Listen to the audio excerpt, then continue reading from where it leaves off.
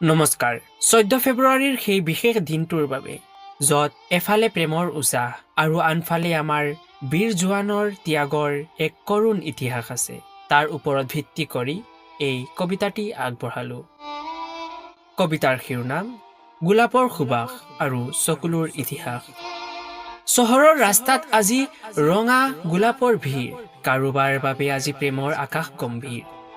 হাঁহি ধেমালিৰ মাজত আজি প্ৰেমৰ কবিতা লিখা হয়, আনফালে এটা কলা স্মৃতিয়ে বুকুখন কঁপাই যায়।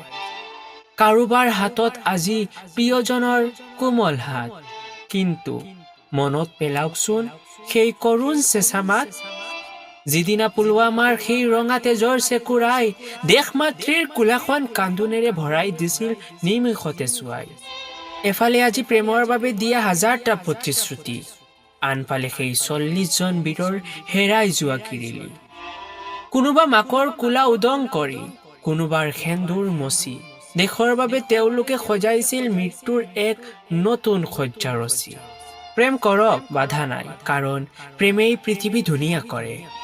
কিন্তু পাহৰি নাযাব সেই সকলক যিয়ে আমাৰ বাবে গুলী বুকুত পাতি ধৰে। আজি প্ৰেমৰ দিনটোত এমুঠি গোলাপ যদি প্ৰিয়জনক দিয়ে, তেনেহলে এটি চকুলো সেই বীৰসকলৰ বাবেও বিসৰ্জন দিয়ক, যিয়ে আমাৰ আজিৰ এই দিনটো সুৰক্ষিত কৰিবলৈ নিজে কালিৰ দিনটো দেখাৰ আশাক চিৰদিনলৈ ত্যাগ কৰিলে।